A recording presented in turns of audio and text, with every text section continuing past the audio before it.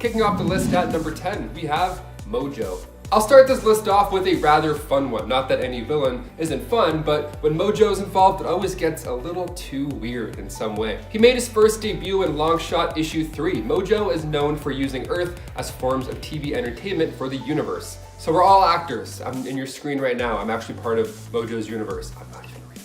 And his power increases the more viewers that he gets for this interdimensional TV show. So if you subscribe and like this video, maybe I'll get more powerful too, who knows? He's part of a race called the Spineless Beings. They're from a planet called Mojo World, of course, inside a pocket dimension called the Mojoverse. So it's all about him, we get it. He messes with the Avengers in a pretty dramatic way as well, especially in Avengers Annual 1. The Avengers of the Supernatural. Wow, there is a title right there. So in this issue, Mojo abducted the Avengers and created another supernatural version of the team. And if that wasn't weird enough, he made them participate in this reality show called Martian Transylvania Superhero Mutant Monster Hunter High School, which is just a mouthful. Basically, the mutants of the Unity Division were goths, the others were football players and cheerleaders, and the Avengers of the Supernatural were nerds. So he likes to play it weird. And before we continue on with this list of Avengers villains, guys, if you want to go ahead and give us more power by giving us a like down there, and if you haven't subscribed already, you might as well click that, and then you can see all our videos pop up. We do all the work for you. We'll just show up in your phone. Number 9, the Leader. Samuel Stearns, aka the Leader, made his first debut in Tales to Astonish issue 62. He was working one night at a chemical research plant, and when he was moving canisters of waste material, one of the canisters broke open, covering him in gamma radiation. God, everybody is so clumsy in comics all the time. Just so many spills. So of course, after the spill, Stearns survived just like Banner did after his gamma accident, but the only difference was it affected him in a much different way. See, he didn't get angrier, he got smarter and smarter, because now his brain could absorb so much more and more information. It actually got to a point where his physical body started to mutate. So now he has this giant green brain head. His head just keeps getting bigger and bigger. It looks like a gushy balloon, just about to pop any second. Of course he's a villain. Look at his head. I mean, no offense, but come on, I'd be upset too. That's all I'm saying. I'd be pretty upset. He started to refer to himself as the Leader, using his intellect to become a criminal mastermind, and he clashed with the other Gamma guy, Banner. In fact, he actually ruined Betty and Bruce's wedding once. He's kind of a jerk. But he's gone after the Avengers as well. When the Red Hulk gave Stearns red gamma treatment to enhance him even more, becoming the Red Leader, he became a member of the Thunderbolts. Number 8, the Mandarin. Ah yes, the first time Marvel told us that the popular enhanced individual was actually an actor all along. The Mandarin. He was in Iron Man 3, kind of. I mean, I'm including him on this list because that version wasn't even close to what he's really like. He made his first appearance in Tales of Suspense issue 50. While exploring the inside of a cave in the Valley of the Spirits, he found an alien ship and a passenger still in there as well, named Axon Carr. But while he was there, he also saw 10 rings, these powerful rings, each representing a new power. So he took them, because he's a villain. Then after finishing off the alien pilot, he began to study these rings and he began mastering them as well. So if he wears them all at once, his mind will be reached by the spirits trapped within the rings. Yeah, he's a pretty sick villain. And then in Iron Man 3, his name's Trevor and he just crushes beer. Number 7, Grim Reaper. This next one we thought we were gonna see in WandaVision, but we thought wrong. We thought maybe if it wasn't Mephisto, it's probably Grim Reaper, but we were wrong on both. The Grim Reaper did not show up, but his silhouette did for a hot second, maybe. Eric Williams made his debut back in Avengers issue 52. He's the brother of Simon Williams, aka Wonder Man. He was considered a black sheep of the family, and when he was younger, he accidentally burnt down his house after, you guessed it, being clumsy with chemicals. The usual. So his brother felt responsible for not stopping him or being there for him when watching him. So after that, he began to watch him closely, a little bit too close, because Eric then became rebellious because of the supervision, and then soon he ended up with the Magia in Las Vegas while his brother stayed and took over the family business. So with the business failing, no thanks to Stark being the top dog in innovation, he turns to his brother for some mob help to get things going again. So Simon embezzled money with Eric, but Simon got caught and thrown into the slammer. Went thrown right to jail. So Baron Zemo approached him, asked for help to take out the Avengers, and revenge on Stark was included. So he was like, sure, this sounds like a pretty sweet gig. So then he got turned into Wonder Man, but he ended up saving the Avengers from Zemo's trap. He turned, he went good guy. But his brother, Eric, he heard of Simon's untimely departure, so he got angry and felt tremendous guilt after this. So he contacted the Tinkerer, who gave him a scythe. Then he took on the name of Grim Reaper, and voila, we now have a pretty badass villain. Number 10, Scarlet Witch. Scarlet Witch isn't being ranked low for hotness, just FYI, as you all know how much I love Wanda just all around, so I would never do that to her.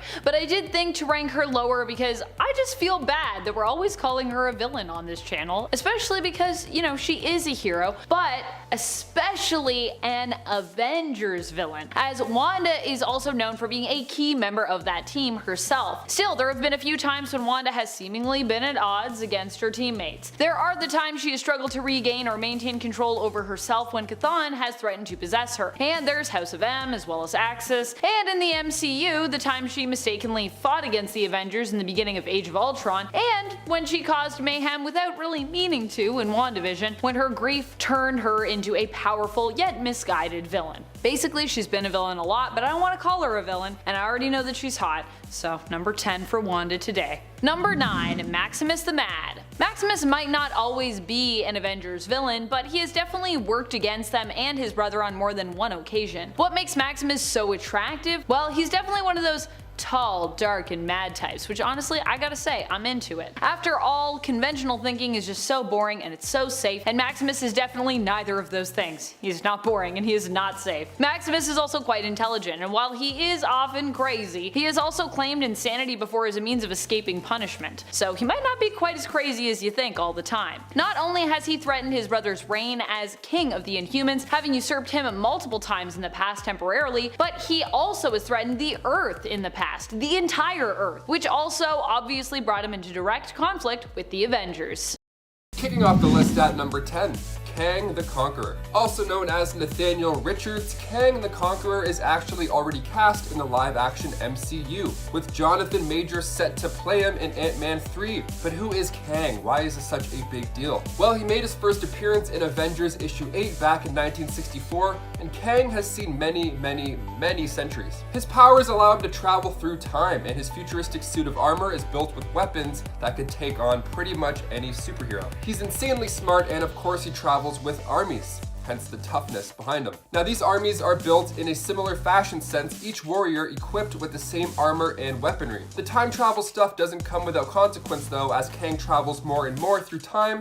He creates time-displaced duplicates. And as we saw in Avengers Endgame, it can be quite tricky to figure out how to fix time. I think this is the perfect time to introduce a time-hopping villain, especially for Ant-Man, who's now a big-time Avenger who's been around the quantum block a few times. What do you guys think Kang's goal is going to be in Ant-Man 3? Do you think he's going to clean up these timelines, or do you think he's just pissed off and now he wants to just attack anybody who's messed with the quantum realm? Let us know what you guys think in the comments. We love hearing your feedback as well. And before we head on over to number 9, if you guys could go ahead and give us a thumbs up on this video, that would help out a lot at the studio. You guys are the best. Thank you so much for watching, and let's keep on going with this list. Number 9, the Magus. Making his comic book debut in New Mutants issue 18, the Magus is a powerful enemy of Adam Warlock. He travels alongside Thanos in Guardians of the Galaxy comic books, and in one of the many after-credit scenes for Guardians of the Galaxy Volume 2, Adam Warlock's name was briefly mentioned. Now, this is important because the Magus is actually an enemy of Adam Warlock. He's a tyrant and a god, and now he appears as a ghostly form because, well, he's an evil version of Adam Warlock from the future. Crazy. So Adam Warlock was created by the Enclave when they were trying to create these perfect invincible beings. They created Adam, and we see this in one of those after credit scenes where she goes, "I shall name him Adam." And then everyone in the theater knows what's coming, they know what's coming up. It was exciting, it was a big moment. So Adam, during his travels, runs into the oppressive Universal Church of Truth and their god being the Magus. He was then shocked to see that the Magus is a dark, twisted version of himself, obsessed with the Infinity Stones, much like Thanos' desire. So could we see Adam come out of his glowing birthing pod and stir up some more Infinity Gem madness in the MCU? Yes, let's hope so. I think if the Guardians of the Galaxy 3 wasn't delayed or pushed on to later, we would have seen this already in motion, maybe in WandaVision. Number 8, Taskmaster. He's the big bad villain coming with the Black Widow movie, which we're still eagerly awaiting for. But just who is this hooded, shadowy fighter from the trailers? Taskmaster made his comic book debut back in Avengers 195. Anthony Masters, he is a former S.H.I.E.L.D. agent, of course, who turned into a mercenary and assassin. And his whole thing that makes him special is that he can replicate your physical skills. He has this photographic reflex memory. So we can watch a video of Black Widow take down some evil henchmen and then bam, he's got it locked into his brain. He knows that choreography. He became a teacher based out of the Taskmaster's Academy to train villains, agents, henchmen, and even some heroes. He learned how to twirl a lasso by watching cowboys on TV, and he learned how to play basketball by watching the NBA. He's kind of amazing. And he chose to be a villain instead of being an NBA superstar. What a clown. He's quite impressive. I mean, most Hydra agents, AIM troopers, Hellfire, Club Enforcers, and other big bad groups, they all most likely graduated from the Taskmaster Academy for Henchmen. And I'm super excited to see him in action in Black Widow. I'll gladly wait longer and longer and longer just so I can see him in IMAX hucking a shield. It's gonna be so worth the wait. Mwah. Number 7, Scarlet Witch. No more mutants. The 3 words that changed everything. So Scarlet Witch, okay, we're all counting down the days until the next episode of WandaVision because now it's cooking. Because now we can finally see an evil Wanda Maximoff.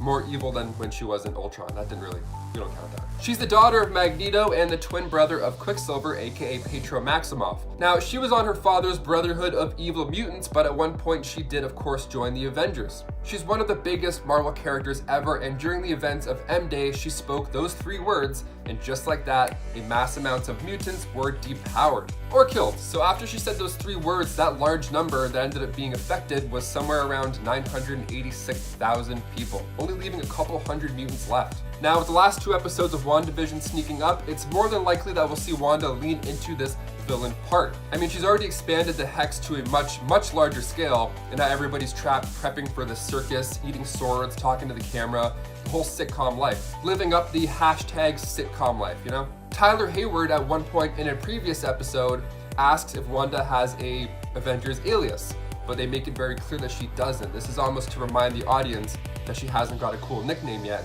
So when the name the Scarlet Witch comes in, that'll be a big deal because that'll be her being marked as a villain with the name the Scarlet Witch. With this whole Agatha Harkness witch stuff coming into play, I think we're very close to seeing Wanda flip to the dark side. At least for a little bit until Doctor Strange in the Multiverse of Madness comes out, and then they have to make her not evil and help out and stuff. It's gonna be a whole thing. This is just a start. Number 6, Morgan Le Fay. Medieval witches and alternate timelines. I mean, that should say enough right there. She made her first appearance in the Black Knight issue 1 back in 1955. And Morgan Le Fay is based off of the Arthurian legend, so she's got a little bit of King Arthur, a little bit of evil magic, and 100% reason to remember the name. She's tried to rule the world many times, specifically after the events of Onslaught, where the Avengers go to an alternate Earth, and when they get back in Heroes Reborn, The Return, we have this new world filled with mythical creatures, of course being ran by Morgan Le Fay. Yeah, she got her hands on the Norn Stones and then made Scarlet Witch add her magic to the fun mix as well. So maybe we'll see that come to play as well. We got a lot of playing room with Scarlet Witch and witchcraft and all that magical stuff. It's gonna be crazy. Number 8, Viper, or rather Madam Hydra as she was once known. Ophelia Sarkinson has not only been a longtime enemy of Captain America in the comics, but is also known for, at times, coming into conflict with the Avengers. In fact, she even attempted to place a spy in their midst, although this only resulted in her spy, who appeared to be Jessica Drew, aka Spider-Woman, but was actually the Skrull Queen at the time, being recruited to also play double agent for the Avengers and Captain America against both S.H.I.E.L.D. and Hydra.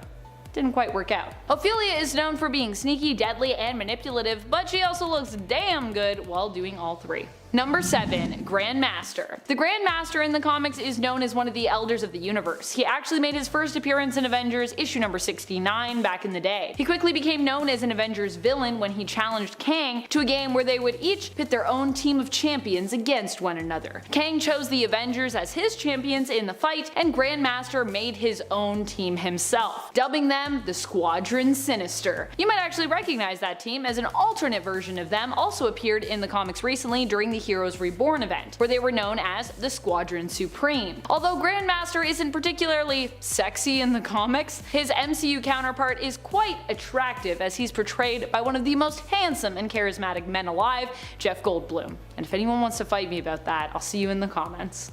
Number 6. Dark Avengers. I mean, not all of the Dark Avengers are sexy, but I think overall they're a pretty hot team, especially considering they're made up of some really bad and really deadly people. Among the ranks of the hottest Dark Avengers are Moonstone as Miss Marvel, Bullseye as Hawkeye, Daken as Wolverine, Sentry, Ares, and Yelena Belova, who was affiliated with the team for a time, although it was kinda later revealed that Yelena likely wasn't actually Yelena for most or for all of that time. The Dark Avengers is also an attractive group in the sense that they are still playing the role of heroes. Now, they might not always play the role well, but there is something sexy about seeing someone you know as bad playing the part of someone who is heroic. I guess it's just fun to see villains become heroes, or at least, you know, pretend to be heroes. I like when bad people are good, even if they're not really good, you know? Is that a thing? I don't know. Number 5. Queen Veranke. Or Veranke? I never know if I'm saying her name right, so I'm just gonna apologize to the queen if I'm saying it wrong. I think Skrulls are some of the hottest enemies of the Avengers out there, namely because they could shapeshift into whatever hotness they wanted, or that their opponent desired if they so chose. Shapeshifters are always the hottest because all options of beauty are basically possible to them. And beauty, after all, is very much subjective when it comes to what we define it as. It really depends on, you know, your personal preferences. Queen Veranke spent much of her time disguised as Spider-Woman while infiltrating Earth, which I also think is a pretty hot form overall. Although not so hot in the sense that this reveal kind of wreaked havoc with Jessica Drew's character development throughout the recent years. Definitely a hot form, but not a hot thing to do.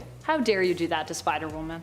Oh, Queen Veranke. Number 4. Loki. Real talk, I almost forgot to mention Loki on this list, but fortunately I caught myself before I straight up just left him off. I would have been so disappointed in myself if that had happened. Loki is an amazing villain who is also known for being a sometime shapeshifter and an all-the-time trickster. Loki has taken on many forms before, and even for a time was known as Lady Loki when he stole the body of Thor's love, Lady Sif. He also posed as Wanda Maximoff, the Scarlet Witch, attempting to bend the Avengers to his will and create and lead his own team. All in all, Loki is a villain who cannot be trusted. But the fact that almost everything is a game or illusion to them is something that makes Loki so endearing. Even though he's often a liar, you kinda wanna believe him. Loki was so charming, he even fell for a version of himself when he crossed paths with the Loki variant Sylvie in the Loki Disney Plus streaming show. You know also that you're hot if you're falling in love with yourself. Number 3. Ultron. I know this might seem like a weird pick to some, but remember when Ultron was a hot lady? This was during the Ultron Initiative, back when Frank Cho was drawing Ultron and basically decided he wanted to draw a really hot and naked Janet Van Dyne as his Ultron. And honestly, I gotta say, Ultron be looking pretty good here, I cannot deny. Although the reasoning for Ultron wanting to look this way was not quite as solid as the overall appearance of the character. Still, Ultron is kinda hot even when appearing as a masculine automaton. As I've said before in previous lists, I personally think robots deserve love too, and Ultron is really no exception to that rule. Even though, yeah, he does kind of want to destroy all of humanity, but you know, what if we deserve it? And also, what if Ultron just didn't get enough hugs? Did you ever think of that?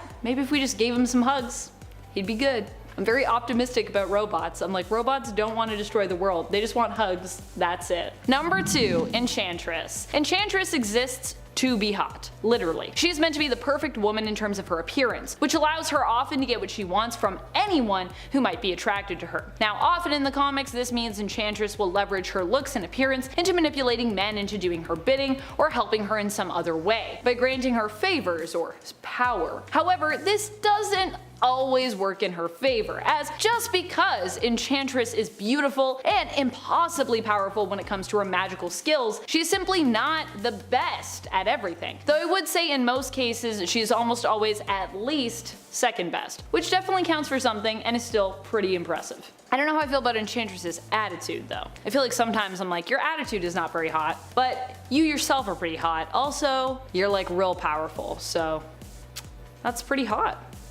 Number 1. Kang. So not only is Kang a hottie in the comics, okay, so maybe he's not quite a hottie in the comics, but he's definitely 100% a hottie in the Marvel Cinematic Universe, where he's played by Jonathan Majors. Not only did Majors do a great job of introducing us to this enigmatic time-traveling multiversal villain in the season 1 finale of Loki, but he will also be allowing us to fall in love with multiple different Kangs, I'm sure, as we continue to meet him again and again throughout the franchise. After all, the Kang we met wasn't even the most deadly version, and undoubtedly we are going to be in for a real real sexy and fun treat when we run into him again, or another version of him, in Ant-Man and the Wasp: Quantumania. I just hope the King truly gets to become the next big bad in the MCU, as he so deserves that. Also, I just want more Jonathan Majors because he's just great. So yes, give me that, please. Who do you think are some of the hottest Avengers villains around? Which Avengers villains do you think are just compelling in general? Who do you think should make the cut of a potential part 2 for this list? After all, the Avengers have a lot of enemies. Let us know your thoughts in the comments below. And speaking of comments, it is time to turn to some comments from one of our latest videos, Top 10 Scary Alternate Versions of Batman. Mr. Decency comments, "The Batman who laughs is still one of the most terrifying characters I've ever seen, and also one of my favorite DC villains of all time." Aw, I like that. Yeah, the Batman who laughs is amazing, and I feel like there's a lot of support for him from the fans. I wish that the Batman who laughs was still alive, because I think he's dead now. Spoilers. Maybe. It happened a while ago. Cherry Trip responds, "Amanda, nice shirt. Duplicate of Franklin's shirt that he wore as a kid, not because he was 4.5 as some erroneously guessed, but because Franklin considered himself an unofficial member of the team. How cute." And by the team, I know you mean Fantastic Four. And yes, that is why he wore that shirt. I do love that shirt. Also, it reminds me of Scott Pilgrim because Scott Pilgrim also wears that shirt in the movie. So basically, it's just like all of the nerd things raining down. Trex Advent asks, "Which one of these alternate versions of Batman do you think is the best and should appear in the DCEU and the Arrowverse?" Well, I personally think the Batman who laughs is someone that I think we'd all love to see in the DCEU, and I don't know how he would fit into the Arrowverse, but I'd be down to see how it would work. Maybe it could work. I don't know. Definitely in the DCEU though, especially with the new trailer for the Batman. Woo! Looks dark. I love it. And that's all the time we have for comments today. Be sure to comment below for a chance to have your thoughts and feels shouted out in a future video. This has been Top 10 Nerd, and I am your host, Amanda McKnight, reminding you as always to stay nerdy, YouTube.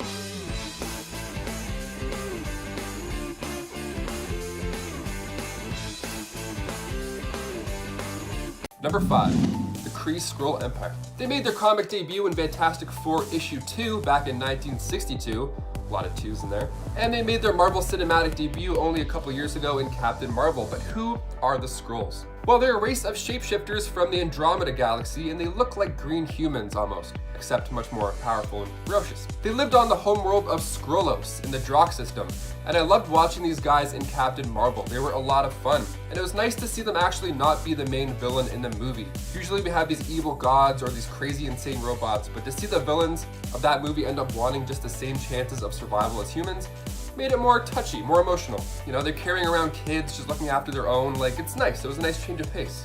Even for a fake out, it was still rewarding. It was still fun. So yeah, they're expert shapeshifters. They can transform into anything, organic or non-organic, as long as it's solid.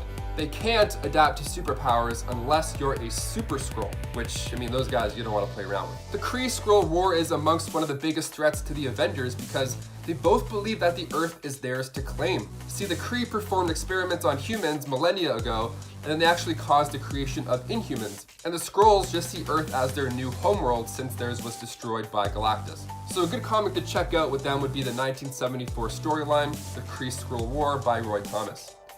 Avengers 89 to 97. Number 4, Dr. Doom. Making his first appearance in Fantastic Four issue 5, Victor Von Doom likes to go head to head with the Fantastic Four and the Avengers. He's one of the most popular Marvel villains ever, and he's not easy to forget. Just by looking at him, he's one of the coolest guys, I think. He thinks he's right. He thinks that he'll actually do a good job ruling the world. I mean, he's so smart, maybe he's correct. Maybe he could do it, but he's kind of evil, so we don't want to see it get to that point. He is the ruler of the land Latveria, and he really cares about this place in Fantastic Four 246. We see this compassion come to play in full force. So why the taste for ruling? Where did this all start, right? Well, each supervillain has their own path, and for Victor, that path started turning to the dark side before he was even born. You see, his mother was a Latverian woman, and she liked to get close to demons. I mean, perhaps a little too close. And after Victor was born, she would attempt to tap into these demonic powers herself, and her clan didn't like that, so they took her out.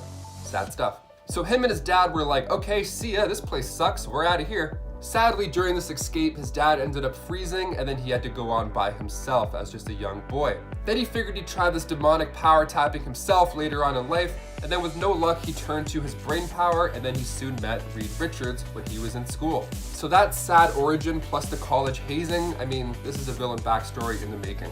Number 3, Loki. Arguably one of the finest characters of the MCU, Loki is the adoptive son of Odin, but who are his real parents? Who is he? What is he doing? Why is he like this? Well, Loki was left as a baby. He was abandoned in his homeworld of Jotunheim, and during a battle, Odin had found this lost child and took him on as his own.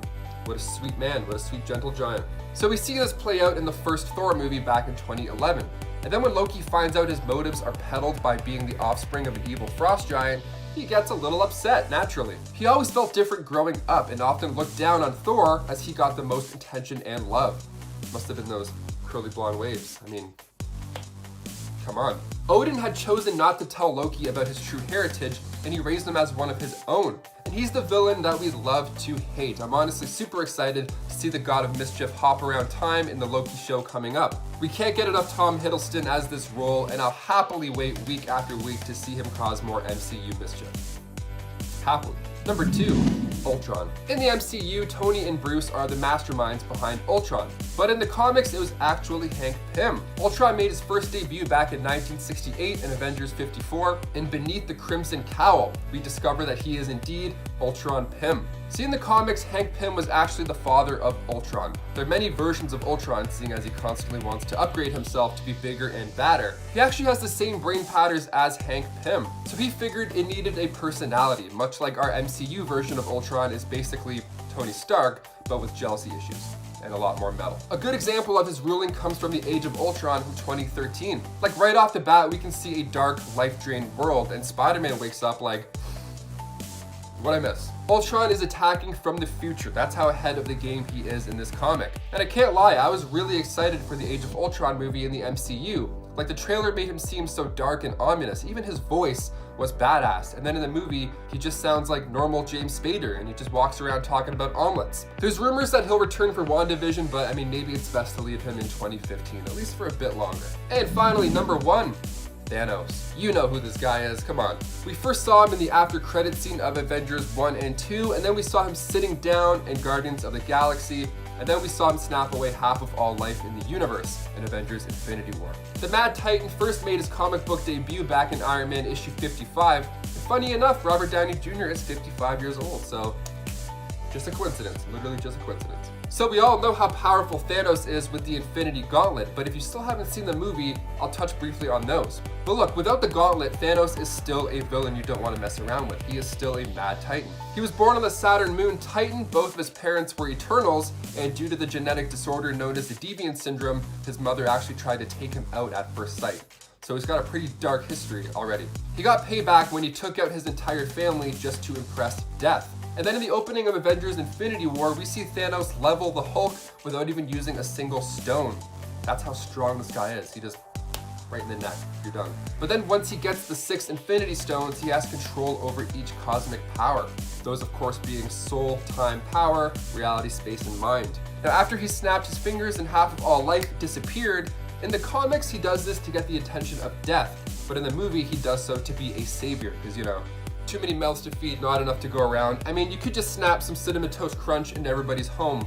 That would be a great start, Thanos. Just an idea. Number 6, Enchantress, aka Amora. She made her first debut in Journey into Mystery issue 103, and she has a love-hate relationship with Thor. And I'm not gonna lie, she's got a pretty sweet gig. She's got multiple mansions throughout the 9 realms, and she can make gold and diamonds with her tears. So even if she gets stood up on prom, she's gonna cry a few diamonds, and then she has more bling for the next date. So it's a win-win. She's really good at seducing people as well, like Scourge, for example. She would seduce him into helping her with her evil plans. But Amora wouldn't follow through with her side of the deal. She would just play hard to get, and she would mess with his mind and his heart. Now in the comics, she was sent by Odin to take out Jane Foster, but when she tried to attack Jane, of course, her love Thor intervened, and that's when she was banished to Earth by Odin. And then her next logical step as a villain is to join the Masters of Evil and get in line for taking down Thor or any of his annoying super teammates. Her tool is seduction, just one kiss, and that's all it takes to make you fall under her control. She doesn't have too much experience with hand-to-hand combat because she doesn't really need it. She just gets other dudes to fight her battles for her. What a boss. Number 5, Kang. This guy we can actually look forward to knowing more about soon, as he's confirmed for the next Ant-Man sequel with actor Jonathan Majors set to play him. But just who is Kang the Conqueror? Why is this a big deal for the Avengers? Well, he made his first appearance in Avengers issue 8 back in 1964, and Kang has seen many centuries. His powers allow him to travel through time, and his futuristic suit of armor is built with weapons that can take on beings from any of those timelines. He's super smart and of course travels with armies, with each warrior equipped with the same armor and weaponry, so the fights aren't exactly easy by any means. The time travel stuff also doesn't come without consequence either. See, as Kang travels more and more through time, he creates time-displaced duplicates, and with the cosmic multiversal route that Marvel's going with now in the MCU, and especially with Loki's show, we could probably look forward to some more mind-bending battles. Number 4, Taskmaster. Taskmaster made his first comic book debut in Avengers 195. Anthony Masters is a former S.H.I.E.L.D. agent, of course, who turned into a mercenary and assassin. Although he is one guy, he has this ability where he can copy your every move. So he can replicate your physical skills. He has photographic reflexes, so he can watch Black Widow take down an evil henchman, and bam, he's got it locked into his brain. He knows how to do the same type of combat as well. He's actually the villain of the Black Widow movie, but that has yet to come out due to COVID delays, so the general public doesn't really know how cool this guy is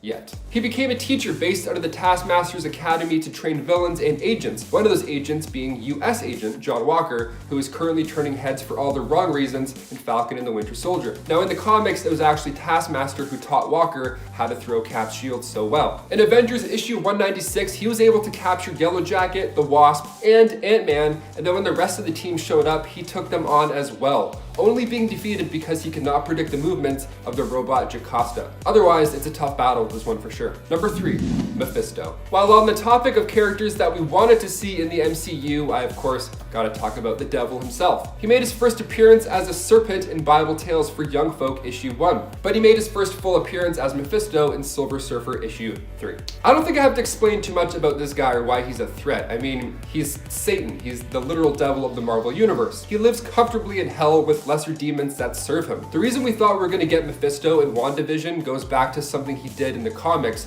which was kind of a big deal. The comic was Avengers West Coast Volume 2, issue 52. We find out the truth behind Scarlet Witch's children, Billy and Tommy, who were in WandaVision. Now it turns out the 5 pieces of Pandemonium's soul were actually Mephisto. So Mephisto tricked Pandemonium and gathered beings possessing the appropriate fragments, and 2 of those 5 fragments just happened to be children of the Scarlet Witch and the Vision. So when Pandemonium arrived, he took the kids, which in turn gave Mephisto full strength, and this left Scarlet Witch having a breakdown. Mephisto's awesome. His deals are always crazy. Like after the comic Civil War, when everybody knew Spider-Man's identity, Spider-Man had to make a deal with Mephisto in order to save Aunt May because she got shot because he revealed his name to the public. So he's pretty wild. That's just one of many horrible deals. Number 2, MODOK. Making its first appearance in Tales of Suspense issue 93, MODOK was created by Dr. George Tarleton. He had worked with the team recently to create the Cosmic Cube, but the scientist supreme, Lyle Getz, figured the next logical step was figuring out a way to understand the powers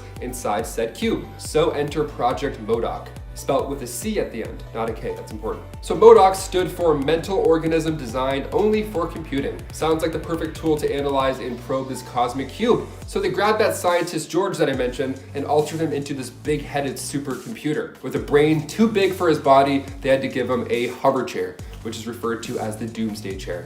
I mean, he's already a villain. You guys are just kind of making this happen for him. The scientists did not prepare that with great power comes great superiority, so it wasn't long before MODOK overtook his masters, changed that last letter from a C to a K, making his new, more suitable name for the list, MODOK, which stood for Mental Organism Designed Only for Killing. He's the big bad villain in the new Avengers PS4 game, and he's as crazy as it sounds in that game as well. And finally, number 1, Morgan Le Fay. Now, with the Marvel Cinematic Universe leaning into the witch madness for the conclusion of WandaVision, we might actually get to see Morgan Le Fay on the big screen soon enough. She made her first appearance in Black Knight issue 1 back in 1955, and she's been a recurring villain to the Avengers in the comics for a while now. And when the Dark Avengers were formed by Norman Osborn, Morgan was their first enemy to face off against. She's a powerful spellcaster, one of those spells being reality warping by using these Norn stones. So she packs a punch. Elizabeth Hurley actually plays Morgan Le Fay in the show Runaways, and she's great when it comes to these witchy, devilish roles. I mean, she literally played the devil in the movie Bedazzled as well, which is pretty funny. She was made for the role, it seems.